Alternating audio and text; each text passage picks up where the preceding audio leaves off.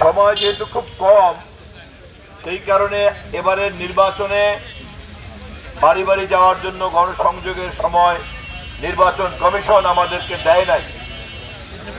ইচ্ছা থাকা সত্ত্বেও নির্বাচন কমিশনের বিধিনিষেধের কারণে আমরা 12টা ইউনিয়ন এবং একটা পৌরসভার সব জায়গাতে যাওয়া সম্ভব হবে না।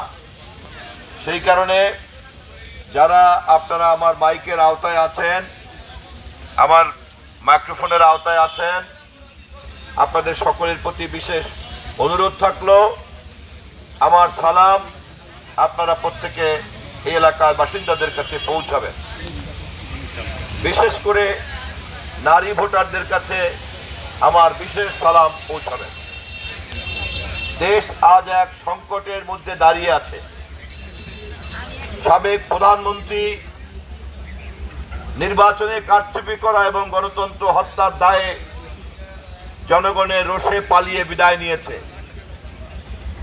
আমাদের মাতৃতুল্য নেত্রী দেশনেত্রী বেগম খালেদা জিয়া চিরদিনের মতো আমাদের কাছ থেকে বিদায় নিয়েছে। আমাদের নেতা দেশনায়ক তারেক রহমান প্রায় 17 বছর পর বাংলাদেশে ফিরে এসেছেন। এই দেশকে বাঁচানোর জন্য, এই দেশের ভবিষ্যতের জন্য আমাদের সামনে এখন তারেক রহমান ছাড়া আর কোনো পথ খোলা নাই।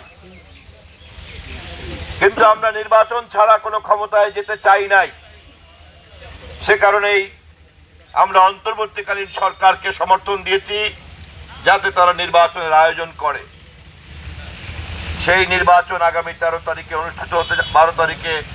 অনুষ্ঠিত হতে যাচ্ছে। আপনারা সকলে দেশের স্বার্থে, স্বাধীনতার স্বার্থে, উন্নয়নের স্বার্থে, গণতন্ত্রের স্বার্থে, আপনার নিজের ভোটাধিকারের স্বার্থে